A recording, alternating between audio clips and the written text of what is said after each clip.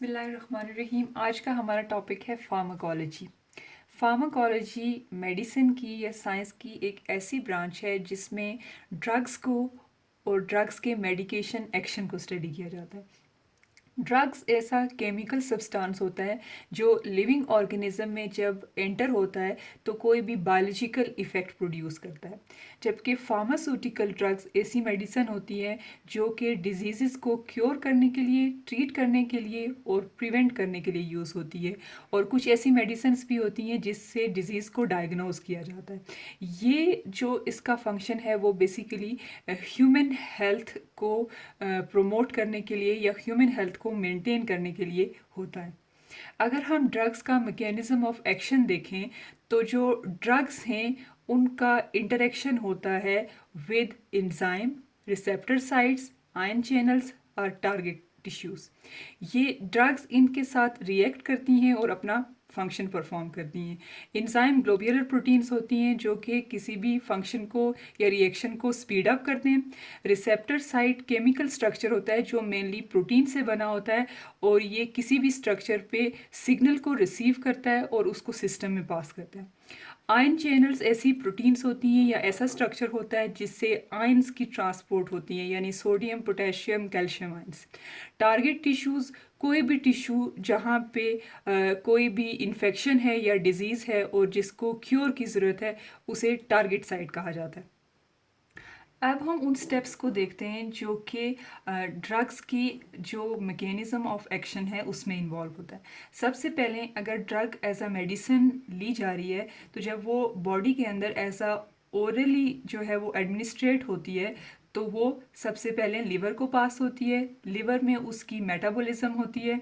ये जो ड्रग की एंट्री है वो लिवर के अंदर होती है बाय द ब्लड।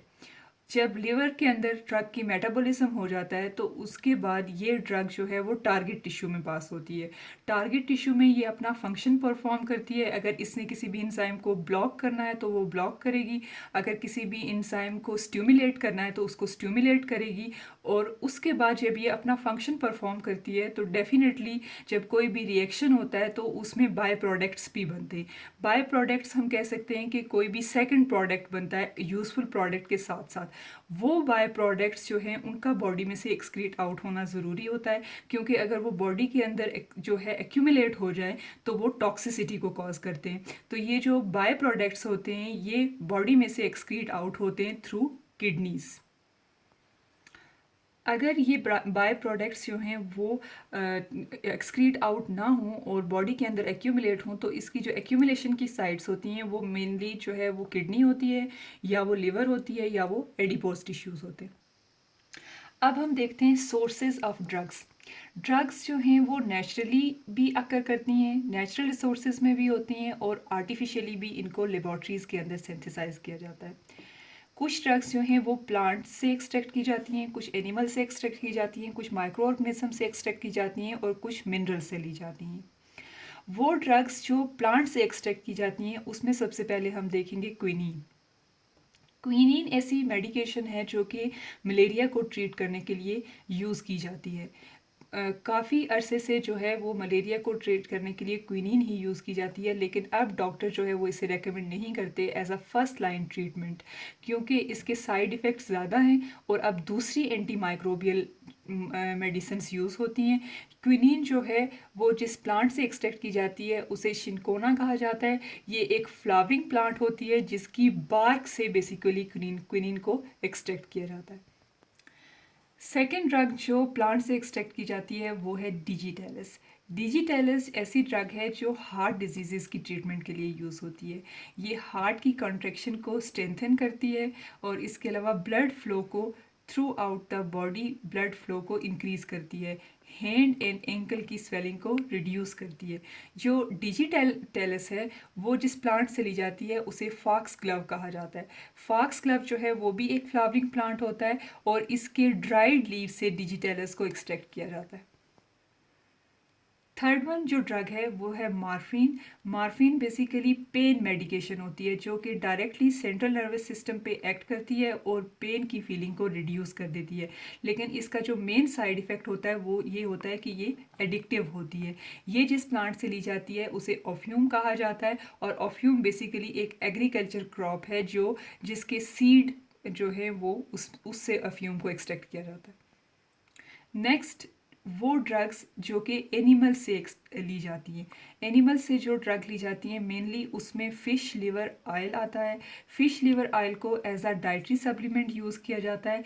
इसमें विटामिन ए और विटामिन डी होते हैं। हम जानते हैं कि जो विटामिन ए है वो गुड विजन के लिए यानी अच्छी नज़र के लिए ज़रूरी होता है, और जो विटामिन डी है वो बेसिकली स्किन के लिए इम्पॉर्टेंट होता है। जो फ़िश लिवर ऑयल है वो बेसिकली जिस फ़िश से लिया जाता है उसे कॉड फिश कहा जाता है। माइक्रो ऑर्गेनिज्म से नंबर ऑफ ड्रग्स को और एंटीबायोटिक्स को एक्सट्रैक्ट किया जाता है, जैसे स्ट्रेप्टोमाइसिन है। तो जो स्ट्रेप्टोमाइसिन है वो बेसिकली बैक्टीरियल इन्फेक्शन को क्योर करती है, और ये जिस बैक्टीरिया से एक्सट्रैक्ट की जाती है उसे स्ट्रेप्टोमाइसिस ग्रेसिस कहा जाता है, और ये बैक्टीरिया सॉइल में पाया जाता है। जो दूसरी एंटीबायोटिक है पेनिसिलिन, वो जिस फंगस से ली जाती है उसे पेनिसिलियम मोल्ड कहा जाता है, और पेनिसिलियम का फंक्शन भी ये है कि ये बैक्टीरियल इन्फेक्शन को क्योर करती है। जो स्ट्रेप्टोमाइसिन है वो बैक्टीरियल इन्फेक्शन को इस तरह से क्योर करती है कि जब प्रोटीन की सिंथेसिस होती है बैक्टीरिया में, तो ये बैक्टीरिया के जो राइबोसोम होते हैं उसके 30S यूनिट के साथ बाइंड करती है, और उसकी इनिशिएशन को और इलोंगेशन को डिस्टर्ब कर देती है। वो ड्रग जो मिनरल से ली जाती है उसे टिंचर ऑफ आयोडीन कहा जाता है। ये बेसिकली वीक आयोडीन सोल्यूशन है जिसमें 2 to 7% एलिमेंटल आयोडीन होता है, पोटेशियम आयोडाइड होता है, और इसके अलावा वाटर होता है, और इसको एज अ एंटीसेप्टिक यूज़ किया जाता है। अब हम देखते हैं आर्टिफिशियली सिंथेसाइज ड्रग्स।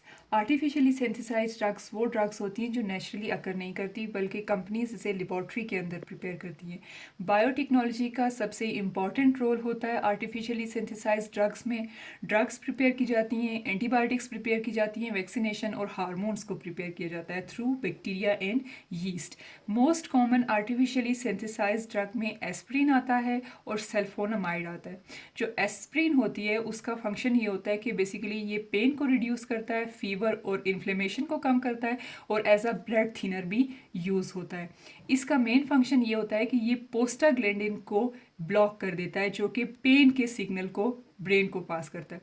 दूसरी आर्टिफिशियली सिंथेसाइज ड्रग को सल्फोनामाइड कहते हैं। सल्फोनामाइड जो है वो एंटी माइक्रोबियल एजेंट है, और ये बैक्टीरियोस्टेटिक इन फंक्शन है। बैक्टीरियोस्टेटिक इन फंक्शन का मतलब ये है कि ये बैक्टीरिया की ग्रोथ को इनहिबिट करता है और उसकी मल्टीप्लिकेशन को रोकता है, लेकिन बैक्टीरिया को किल नहीं करता। इसके अलावा ये एज अ एंटी फंगल और एंटी मलेरियल एजेंट के तौर पे भी यूज़ होता है। एंटी फंगल मीन्स ये फंगस की ग्रोथ को इनहिबिट करता है, और एंटी मलेरियल एजेंट का मतलब ये है कि ये प्लाज्मोडियम की ग्रोथ को भी इनहिबिट करता है।